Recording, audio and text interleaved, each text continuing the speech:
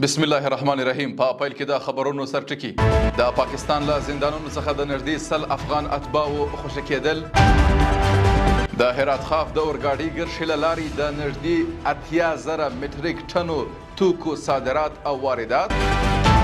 او په غزه کې د سلګونو فلسطینیانو له روغتیايي خدماتو محرومیت. د لوی مهربان خدای په ثنا او ستاینې سره درنو لیدونکو سلام. د نن ورځ خبرونو ته ښه راغلاست. نن دوشنبه د 1404 کال د وریه حمل میاشتې 25مه نیټه ده. زه محمد صادق فروتانی یم. دا هم بشپړ خبرونه. د کډوالو او بیرته راستنېدونکو چارو وزارت وایي چې یو نوي افغانان تېره ورځ د پاکستان له زندانونو څخه آزاد او هیواد ته راستانه سول. د یاد وزارت په وینا دغه کسان چې له یوې څخه تر 5 ورځو پورې په بند کې وه د بشري مرستو ترلاسه کولو وروسته خپلو سیمو ته ولېږدول سول.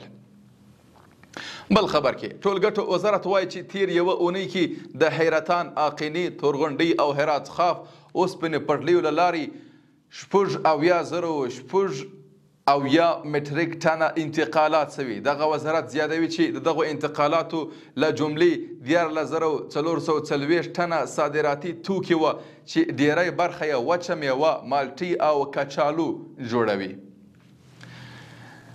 د ایران د بهرنیو چارو وزارت سیاسي مرستیال مجید تخت روانچي اعلان کړی چې د ایران او امریکا ترمنځ د تهران د اټومي پروګرام په اړه دویم پړاو خبرې اترې راتلونکي شنبې په اروپا کې ترسره کیږي.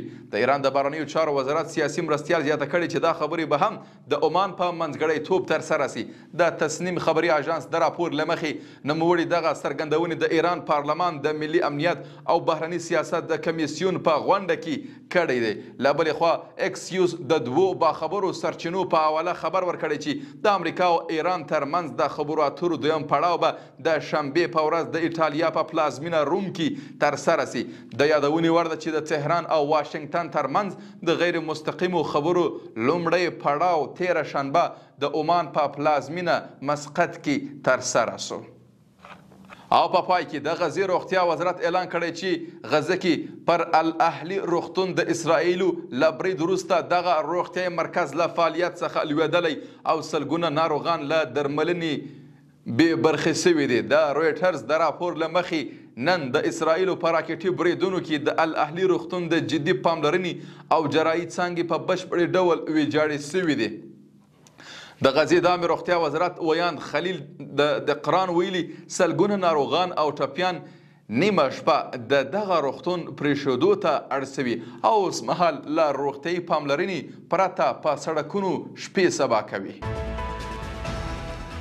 قدرمنو لیدونو له ملتیا مننه. تاسو کولی شئ د اوروج بېلابېلې خپرونې د دې ادارې د سوشل میډیا له طریقه وګورئ. تر بیا ښه وخت او ښې چارې.